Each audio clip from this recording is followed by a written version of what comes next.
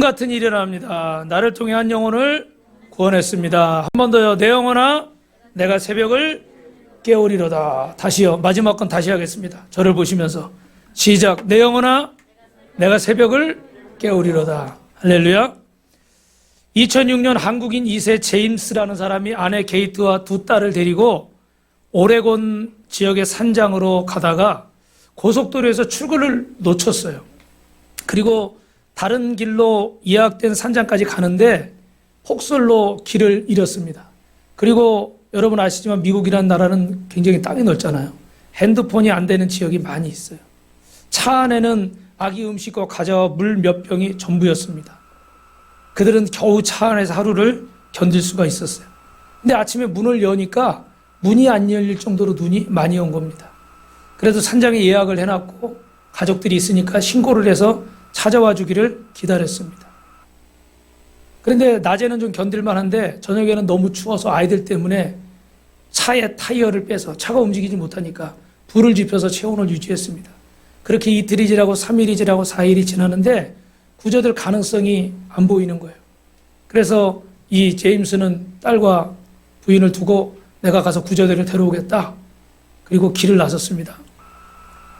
그때 아들의 가족들이 조난됐다는 걸 알고 그의 아버지는 LA에서 자기 자비를 들여서 헬기를 3대나 동원해가지고 음식물과 편지를 써서 그 지역에 이제 뿌리기 시작했어요.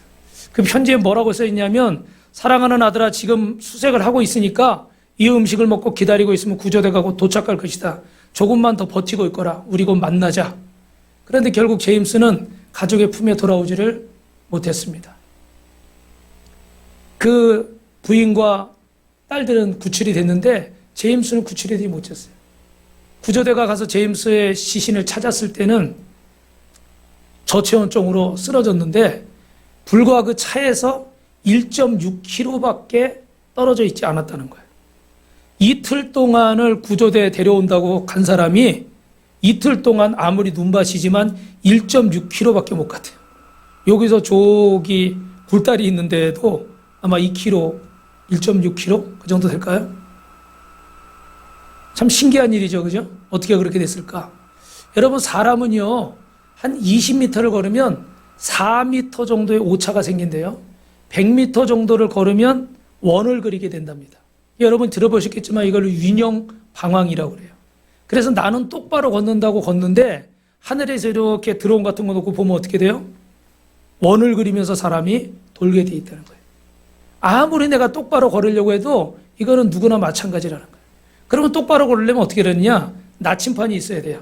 그래서 나침판을 보고 동쪽인지 서쪽인지 그 방향 보고 가야 되고 만약에 나침판이 없다 그러면 목적지를 정해놓고 내가 저기까지 가고 그 다음에 또다시 거기서 목적을 정하고 또 가고 이렇게 하면은 좀 오차를 줄일 수 있다고 그래요. 여러분 사람은 누구든지 이런 유령 방황을 하게 돼 있는데 우리 인생도 마찬가지예요. 내 감각을 믿고 내 지식을 믿고 내 실력을 믿고 내 건강을 믿고 나아가는데 이렇게 하나님이 보실 때는 어떻게 돼요? 제자리를 맴돌고 있는 거예요. 마치 이스라엘 백성들이 일주일이면 갈 수 있는 거리를 40년 동안 그곳에서 빙글빙글 돌았다고 그러죠. 물론 가데스바네아에서 38년을 있었지만 더 이상 그 길을 나아갈 수가 없었던 것입니다.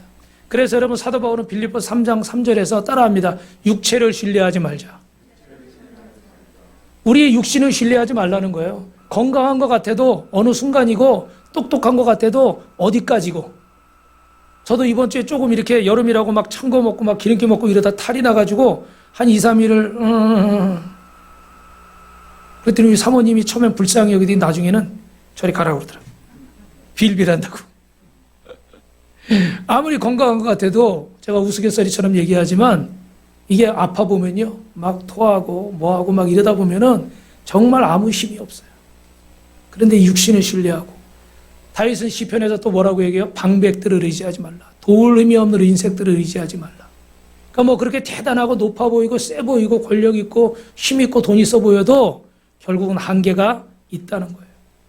여러분 중요한 건 우리 인생도 그렇습니다. 나는 열심히 산다고 살고 앞만 보고 달려가는 것 같지만 다람쥐 쳇바퀴 돌듯이. 그래서 지난주에 우리가 주시는 환경이 마음에 안 들어도 여러분 어떻게 하라고 말씀을 드렸어요? 주어진 현실에 순응하라고 그랬죠. 그래서 여러분 주어진 환경에 순종하시길 주님의 이름으로 축원합니다. 그 자리를 하나님이 내게 주신 자리인 줄로 믿고 그 자리에서 여러분 최선을 다하십시오. 그리고 또 하나 잊지 않을 게 있어요. 그게 뭐예요? 주어진 현실을 축복하십시오.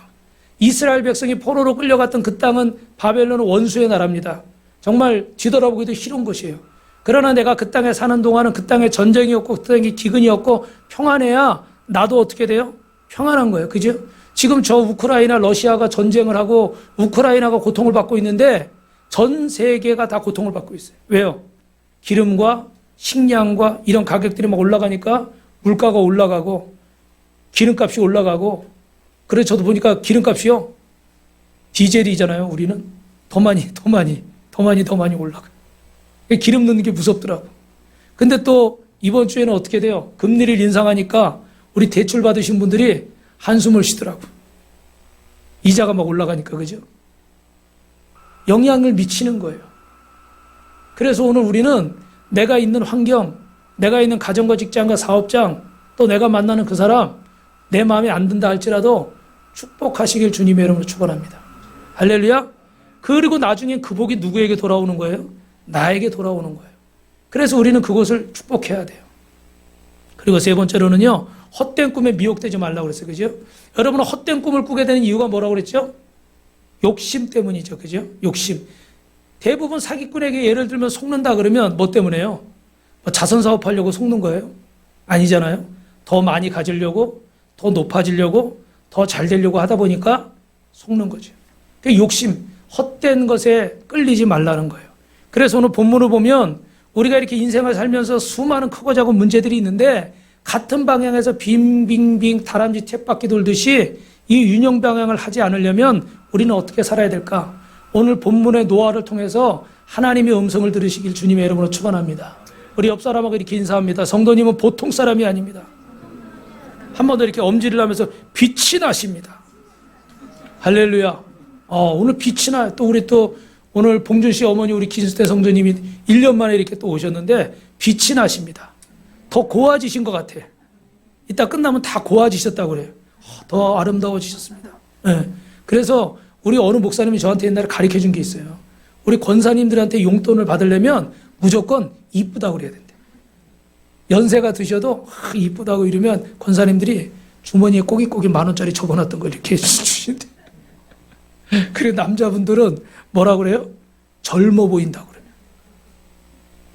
이따가 우리 누구라고 말씀 안 드리겠지만 안승원 집사님하고 한명조 성도님 보면 젊어 보이십니다. 30대로 보입니다. 오늘 셔츠가 지금 벌써 주머니를 여시려고. 여러분 빛이 나세요. 옆 사람하고 다시 한번 빛이 나십니다. 오늘 본문에 하나님이 노아를 부르시는데 노아야 부르니까 하나님 왜요? 노아야 방주를 만들어라. 왜 하나님은 노아에게 방주를 만들라고 그러셨을까? 왜 하나님은 오늘 저와 여러분을 2022년 7월 17일 날 빛과 소금 교회 성전에 부르셨을까? 뜻이 있어요, 여러분. 오늘 창세기 6장 8절에 보니까 그러나 노아는 하나님께 은혜를 입었더라. 할렐루야. 여러분 은혜를 입었다는 게 무슨 말인지 아세요? 저를 보세요, 여러분. 노아는 하나님의 은혜를 입었어요. 이게 어떤 의미일까요? 노아는 하나님의 눈 속에서 눈물을 봤어요. 이 땅에 이 백성들이 죄로 인해서 죽어가고 있는데 헛된 것들 때문에 죽어가고 있는데 하나님은 이 백성들이 안타까우신 거예요. 이 백성들을 구원해야 되겠는데 그 말을 듣는 자가 없어요. 아무리 하나님이 선지자를 보내고 목회자를 보내고 주의 종을 보내고 전도자를 보내서 복음을 전해도 들으려고 하질 않는 거예요. 내가 똑똑하다 그러고 내가 잘났다 그러고 내가 맞다 그래요. 오늘 제가 오늘 아침에 일찍 왔는데 보니까 이 동네 아파트 사시는 분이 한 60대 조금 넘으신 분이 강아지를 끌고 이렇게 산책을 하시더라고요. 그래서 제가 이렇게 인사를 했더니 인사를 받아요. 근데 참 감사한 것이 안 가시고 저기 옆에 앉으시더라고. 그 카페 앞쪽에 그 그냥 바닥에 데크에 앉으시더라고. 그래서 제가 얼른 가방에서 이거 3분 브릿지 하는 가방 있잖아요. 종이하고 여러분 아시죠? 건빵하고 전도지 드는 가방을 꺼내서 아이고 안녕하세요 선생님 그러고 다가왔어요. 그리고 이제 하려고 그러니까 딱 보니까 교회고 앞에 넥타이 메고 일요일날 있는 사람이 누구겠어요? 딱 한눈에 봐도 그러니까 나한테 해봐야 소용없어요. 나한테 해봐야 소용없어요. 막 그러시는 거예요. 그래서 나는 불교야 막 그러세요. 그래도 잠깐 한번 들어보시라고. 곰팡 드시라고. 또 강아지를 데리고 있으니까.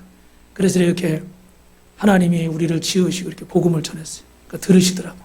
그러면서 그 전에 한번 청년 때 친구 따라서 그런 동아리 기독교 단체에 갔었대요. 그러면서 이제 얘기를 하셔요. 그래가지고 제가 영접 기도를 해드리고 저하고 화요일 날 만나기로 약속을 했어요. 이분이 테니스를 좋아하시더라고. 저도 또 테니스를 좋아하거든요. 잘은 못 쳐요. 그래서 저기 나이아가라 여기 시에서 하는 테니스장이 산 위에 있거든요. 왜 나이아가라인지 아세요? 어르신들이 많이 모이시는데 나이아가라! 저는 그게 나이아가라 폭포 뭐 그건 줄 알았어요. 나이아가라 그래가지고 그 이름이 나이아가라래요. 그래서 화요일 날 저녁에 만나기로 했어요. 기도해 주시기 바랍니다. 그래서 여러분 복음을 전하려고 그러는데 사람들은 다 내가 안다 이거예요. 그 전에 해봤어요. 나도 알아요. 다 똑똑하니까 그죠? 그래서 다 이렇게 담을 쌓는 거예요. 그런데 노아는 하나님의 마음을 알았어요. 하나님의 뜻을 알았어요. 그래서 방주를 짓는 것을 평생의 업으로 삼습니다. 사명으로 삼는 거예요. 여러분 노아가 방주를 만든 120년 동안 사람이 방주를 보며 하나님께 돌아올 수 있도록 계속해서 사람들에게 복음을 전합니다. 홍수가 일수일 앞으로 다가왔을 때는 짐승들이 어떻게 돼요? 방주 앞으로 다 행진하는 거예요. 여러분 그 동물떼들이 어떤 태풍이나 뭐 지진이나 올 때 한 곳에 그냥 수백 수천 마리가 우르르 몰려가는 그런 장면들 아마 TV에서 보신 적이 있을 거예요. 그죠? 누가 불렀는지도 모르는데 이 동물들이 방주 안으로 들어가는 거예요. 이 장면들을 보면서 사람들이 무슨 생각을 했을까요? 무슨 일이 일어나긴 일어나려나 보다. 저 노아가 저 자리에서 120년 동안 저 배를 만드는데 과연 무슨 일이 일어나긴 일어나려나 보다. 그러면 어떻게 해야 돼요?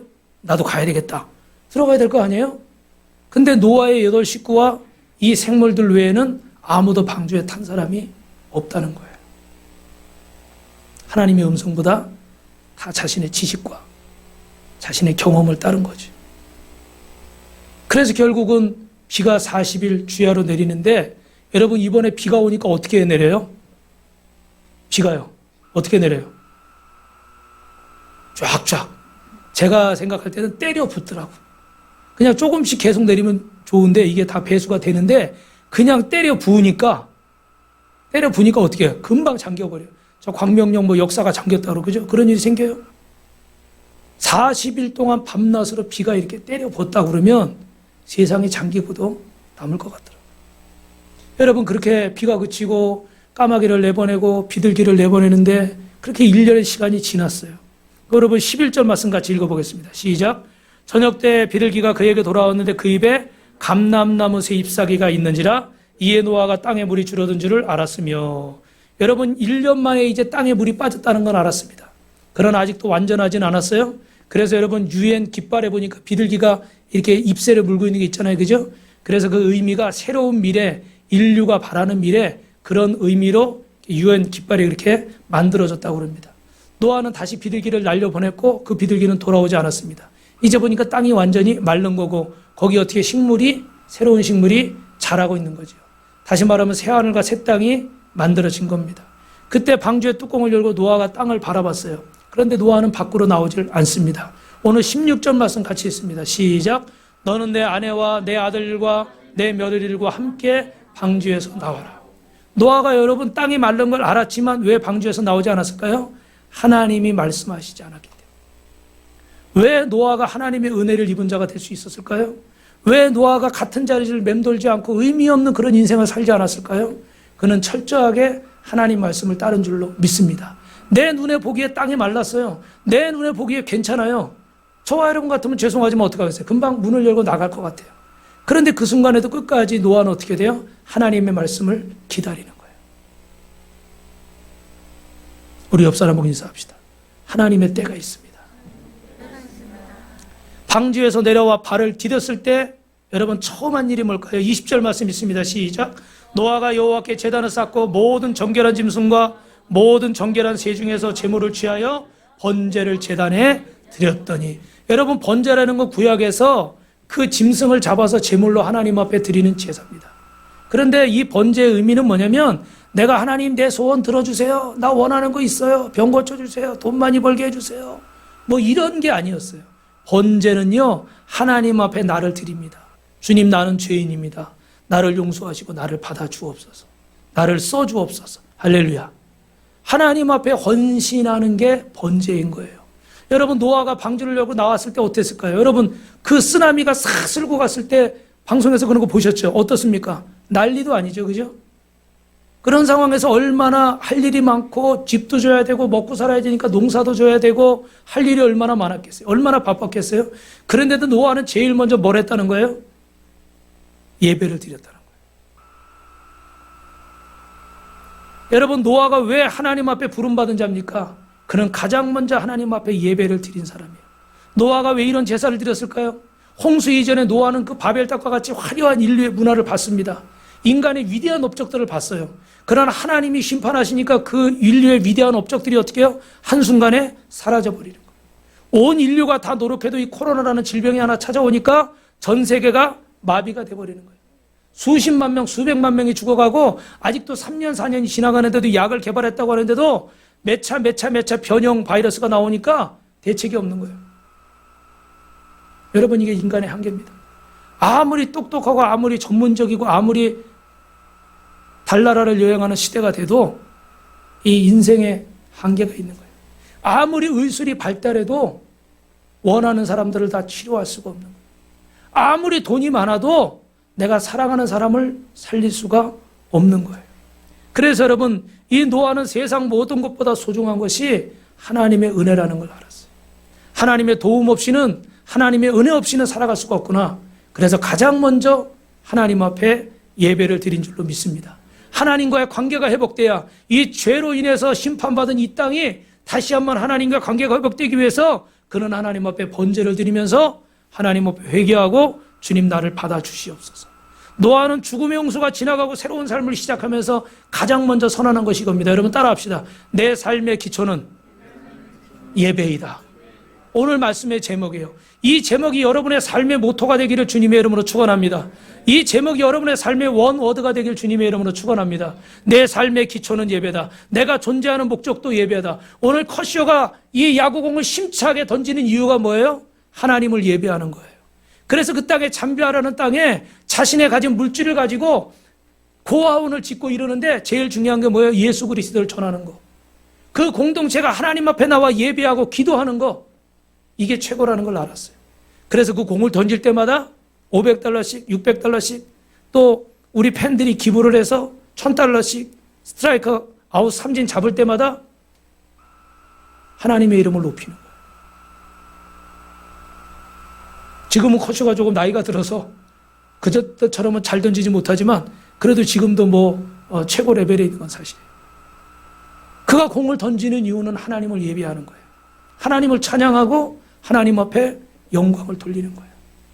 여러분, 삶의 목적이 예배가 되시기를 주님의 이름으로 축원합니다. 여러분, 예배는 여러분의 삶의 기본이에요. 기초예요. 절대 옵션이 아닙니다. 근데 어떤 사람들은 예배를 옵션으로 생각하는 거예요. 해도 되고 안 해도 되고, 선택할 수도 있고 선택하지 않을 수도 있고.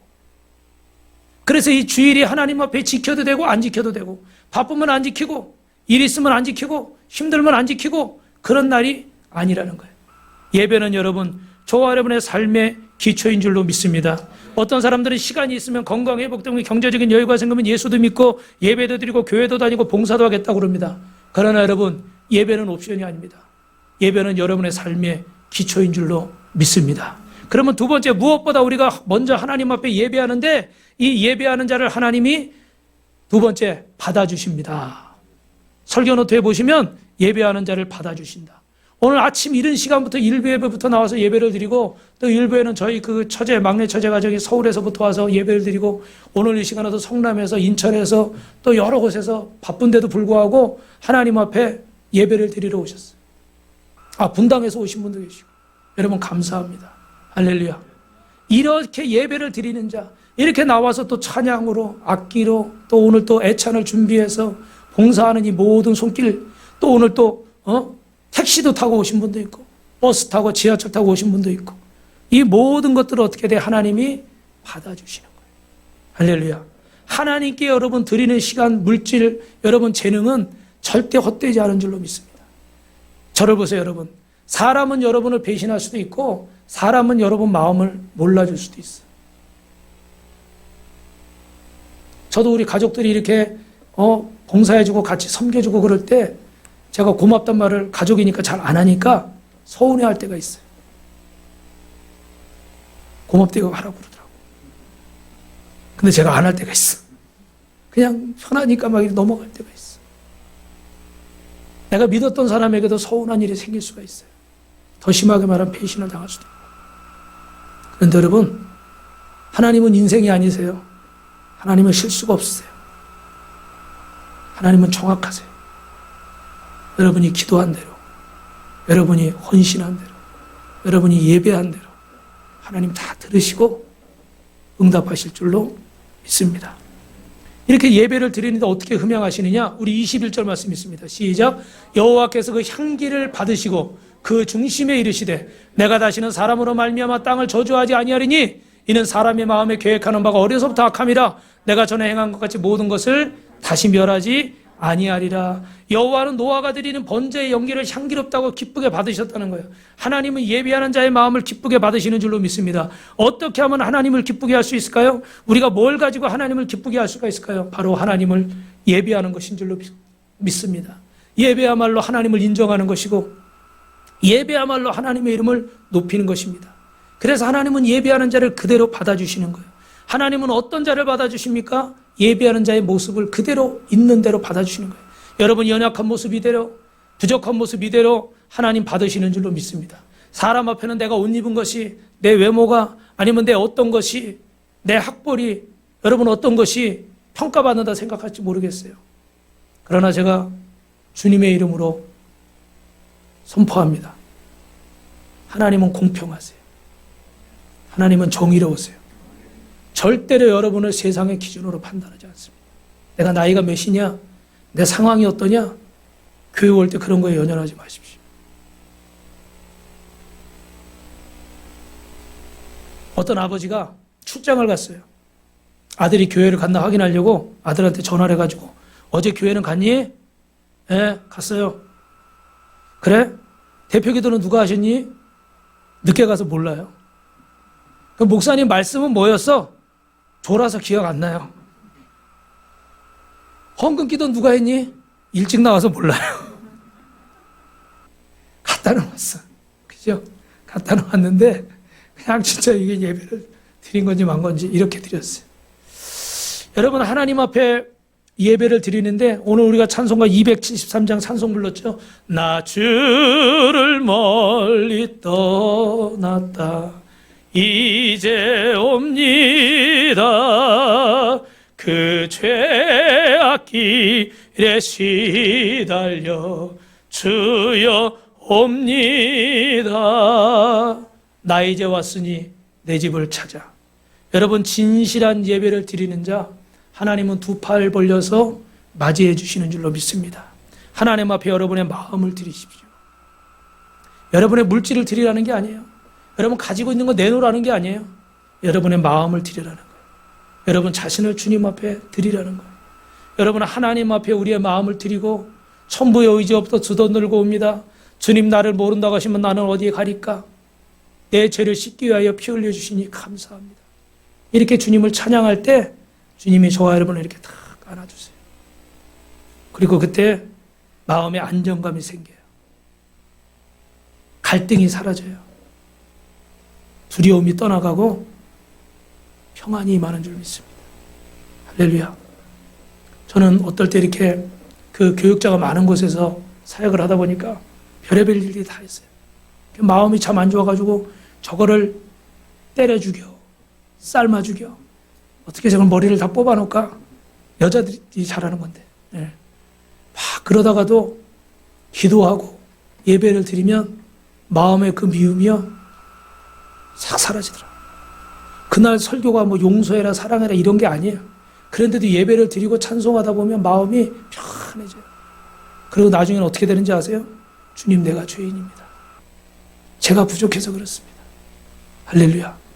남편에 대한 미움도 아내에 대한 미움도 부모에 대한 원망도, 자식에 대한 실망도, 회사에서 상처받은 것도 사라지는 거예요. 옆에 분하고 이렇게 인사합시다. 주님 안에 평안이 있습니다. 할렐루야. 여러분, 하나님은 어떤 때 우리를 받아주시는가? 아무 조건 없이 주님을 사랑해서 주님 앞에 예배 드릴 때, 진실한 예배를 드릴 때 받아주시는 거예요. 여러분, 그 예배는 다른 게 없어요. 우리 이번 주에 제가 간증을 들어보니까 그 어떤 분이, 이재철 목사님이라는 분이 그 결혼을 했는데, 결혼해서도 날마다 술 마시고 술 친구들 데리고 들어와가지고 막 그냥 사모님한테, 그 부인한테 술상 차리라고 그러고, 그 이제 목사 되기 전이죠. 이렇게 막 술 많이 드시게 생겼죠. 좀 섭섭하시겠지만. 그래가지고 이분이 막 그러고 있는데, 뭐 너무너무 심했나 봐.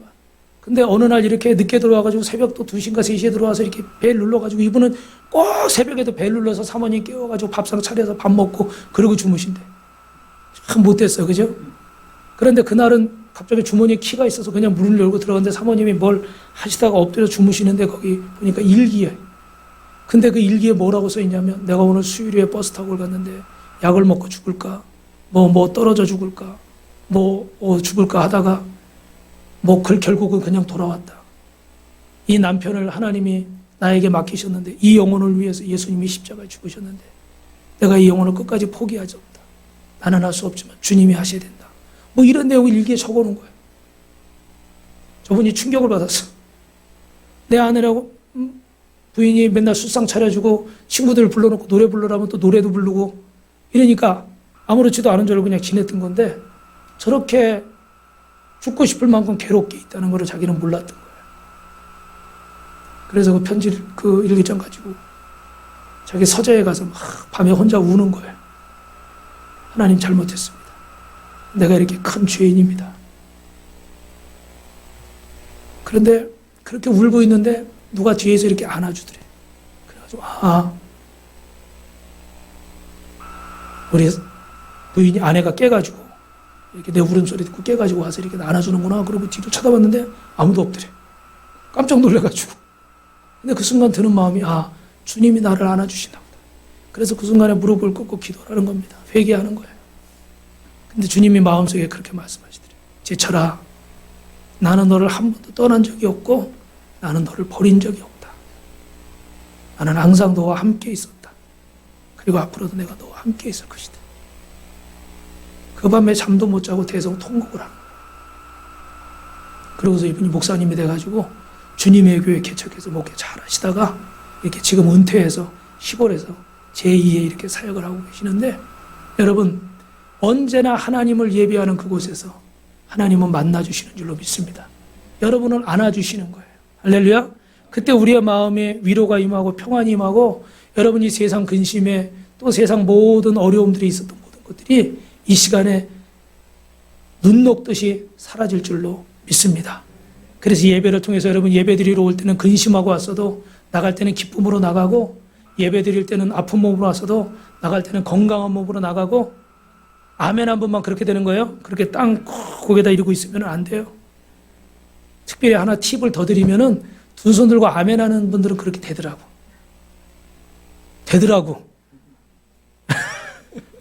여러분, 이 시간에 예배 드리고 가는 자 건강하게 될 줄 믿습니다.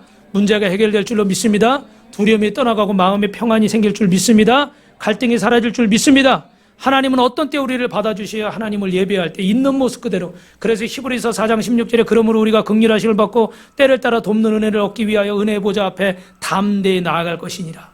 주님의 보좌 앞에 나와야 되는 거예요. 예배의 자리에 나와야 되는 거예요. 기도의 자리에, 찬송의 자리에 나오시길 주님의 이름으로 축원합니다. 그래서 여러분의 예배가 회복돼야 돼요. 주일 예배뿐만 아니라 새벽 예배, 수요 예배, 금요 예배, 구역 예배가 아니죠. 목장 예배 회복되시기를 주님의 이름으로 축원합니다.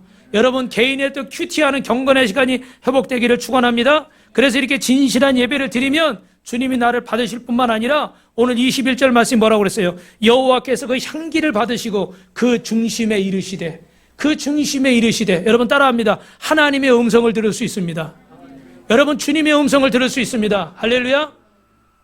주님의 음성이 뭐예요? 내가 다시는 사람들로 말미암아 땅을 저주하지 않겠다. 여러분 예배를 드리면 하나님의 음성을 듣는 거예요. 하나님을 만나기 원하고 하나님의 음성을 듣길 원하고 어디로 가야 할지 무엇을 해야 할지 어떻게 해야 할지 고민하는 분이 있습니까? 하나님 앞에 예배하시기를 주님의 이름으로 축원합니다. 예배하시길 축원합니다. 손 들고 아멘하는 분만 그렇게 될지어다. 들었으니 잘했습니다. 여러분 하나님의 음성을 듣는 거 예배 드리는 자. 이 설교 말씀을 통해서 듣고 기도하는 가운데 듣고 찬송 가운데 듣고 때로는 찬송의 가사가 주님의 음성으로 들려올 때도 있어요. 분명히 하나님이 말씀하시는 줄로 믿습니다. 한 분도 못 듣는 분이 없어요. 그리고 중요한 건 이렇게 하나님의 음성을 듣게 될 때 하나님을 예배할 때 하나님의 마음이 바뀌어지는 줄로 믿습니다. 누가 하나님의 마음을 바꾸느냐? 오늘 역대상 21장 우리 26절 27절 한번 같이 읽어봅시다. 시작. 다윗이 거기서 여호와를 위해 제단을 쌓고 번제와 화목제를 드려 여호와께 아뢰었더니 여호와께서 하늘에서부터 번제단 위에 불을 내려 응답하시고 여호와께서 그 천사를 명령하시매 그가 칼을 칼집에 꽂았더라. 이게 무슨 얘기냐면 다윗이 교만해져 가지고 하나님 허락도 안 받고 인구조사를 했어요. 왜? 자신의 경제력, 국력, 군사력을 알아보려고. 하나님이 진노하셔가지고 심판하셔서 7만 명이 이스라엘 백성이 전염병으로 죽습니다. 그때 다윗이 하나님 잘못은 제가 했는데 왜 이 백성을 죽게 하십니까? 하나님 잘못했습니다. 제발 용서해 주십시오. 그래서 오른 안에 타작마다 하나 사가지고 거기서 하나님을 예배한 거예요. 예배했더니 뭐라고 그래요? 하나님이 천사를 명령하여 칼을 칼집에 꽂았다. 진노를 멈추신 거예요. 하나님을 예배하는 자, 하나님의 마음을 바꾸는 줄로 믿습니다. 여러분의 가정을 향한, 여러분의 남편을 향한, 여러분의 아내를 향한, 여러분의 자녀를 향한 하나님의 마음을 여러분이 예배함으로 바꾸게 되는 줄로 믿습니다. 저주가 아니라, 멸망이 아니라 하나님의 복으로 바꾸게 되는 줄로 믿습니다. 많은 사람들이 두려움과 죄의식 속에서 나는 실패했다는 저주의식이 있어요. 하나님이 나를 사랑하지 않는 것 같고 내 미래는 어떻게 되지 이런 두려운 마음이 있어요. 여러분 이것들을 몰아낼 수 있는 방법인데 그게 뭐냐? 하나님을 예배하는 것입니다. 믿으시면 아멘. 믿으시면 아멘. 두 손 들고 아멘. 두려운 마음이 생길 때마다, 여러분이 걱정이 생길 때마다, 속상한 일이 생길 때마다, 내 뜻대로 안 될 때마다 하나님을 예배하시기를 축원합니다. 하나님이 그 예배를 받으시고 여러분의 기도를 들으시고 하나님이 이 방향을 바꾸시는 줄로 믿습니다. 그래서 예배하는데 마음을 부드럽게 해주시고 그 상황을 바꿔주세요. 할렐루야. 그래서 마지막으로 예배를 최우선으로 여기는 사람에게 하나님이 어떻게 하시냐 따라합니다. 모든 약속이 주어집니다. 여러분 우리가 8장 21절 읽었는데 하반절에 보니까 이렇게 되겠잖아요. 이는 사람의 마음이 계획하는 바가 굳은 마음을 풀어줍니다. 어려서부터 악하고 내가 전에 행한 것 같이 모든 생물을 다시 멸하지 아니하시리라. 할렐루야. 사람이 생각이 참 악하구나. 그러나 하나님이 어떻게 하신다고 그래요? 용서하신다고 그래요. 하나님이 언제 용서하십니까? 예배 드릴 때 용서하시는 거예요. 아멘. 오늘 노아가 하나님 앞에 예배 드릴 때 용서하시는 거예요. 우리의 영혼이 언제 죄에서 자유롭게 됩니까? 예배 드릴 때 여러분의 죄악과 사망의 저주가 떠나갈 줄로 믿습니다.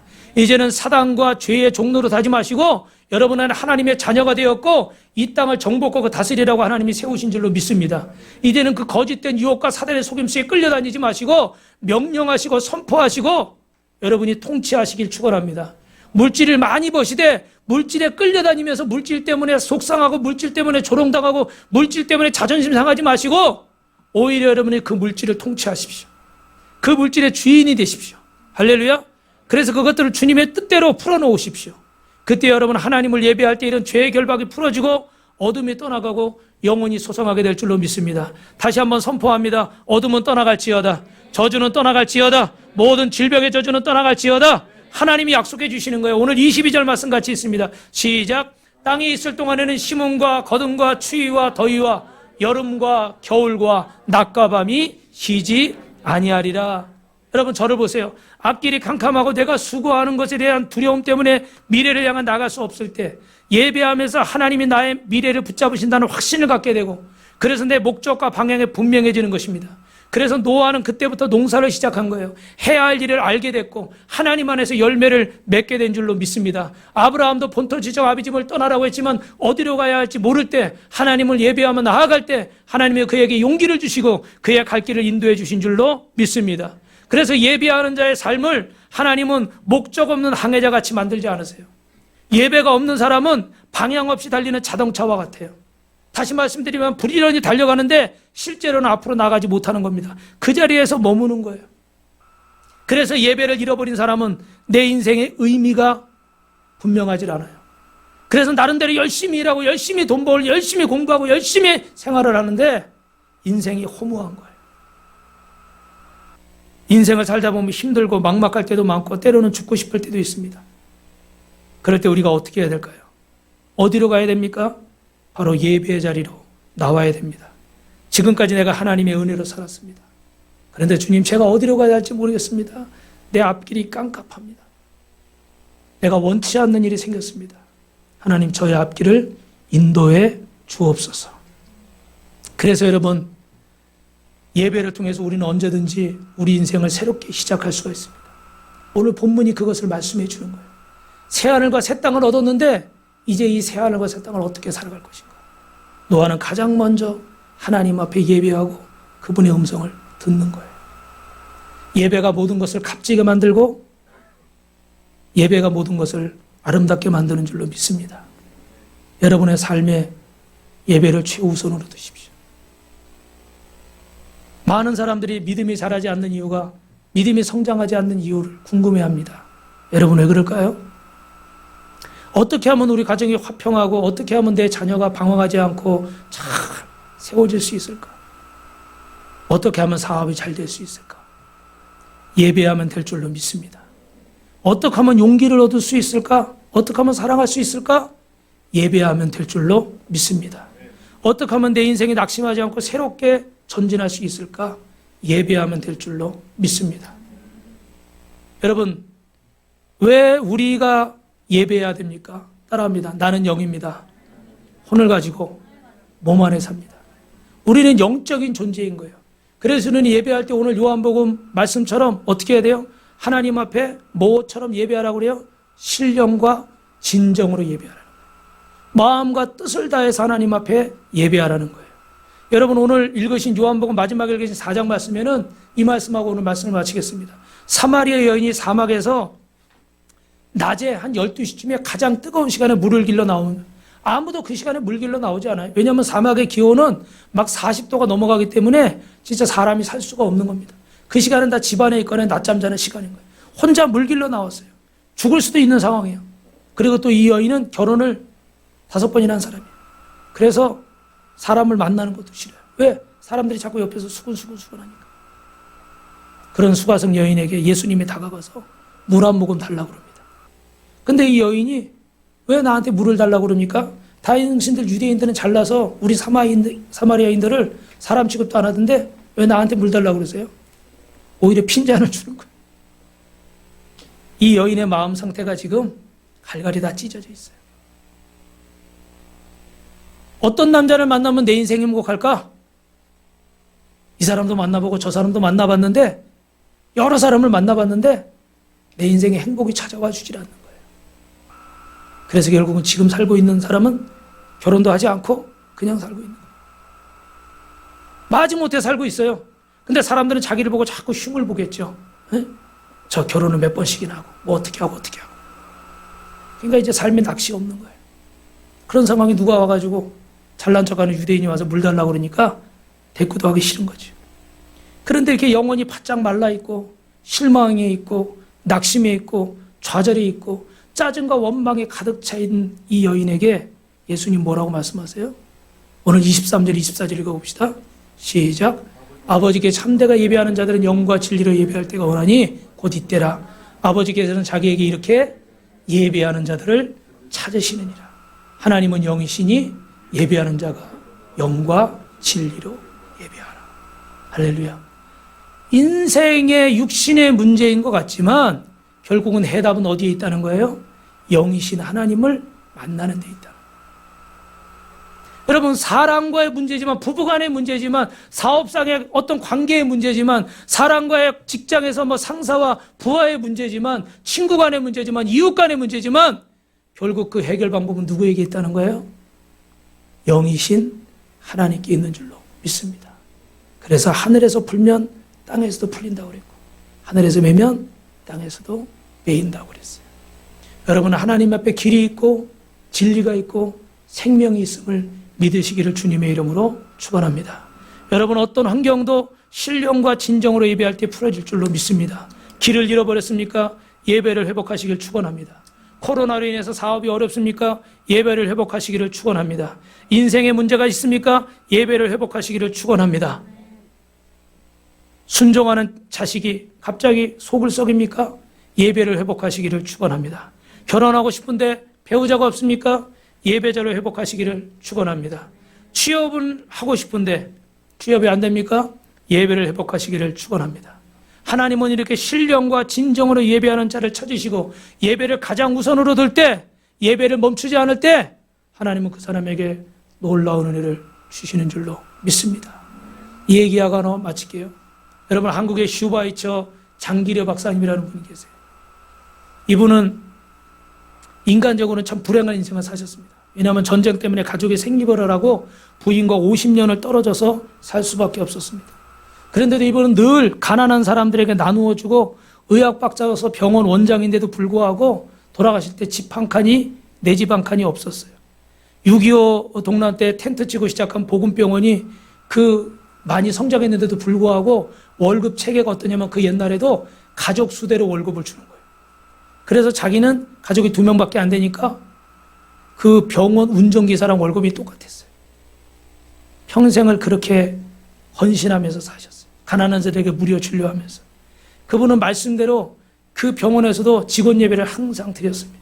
하나님 앞에 예배하는 삶을 살았어요. 그런데 이분이 하늘나라 가시기 전에 하나님은 이분에게 귀한 응답을 주셨는데 북한에 갔던 미국인 의사를 통해서 그 북한에 남아있는 가족들 소식을 듣게 된 거예요. 가족이 월남하면요, 저 공산당들은 어떡합니까? 막 더 핍박을 하고 우리 아우지 탄광에 보내고 이럴 거 아니에요, 그죠?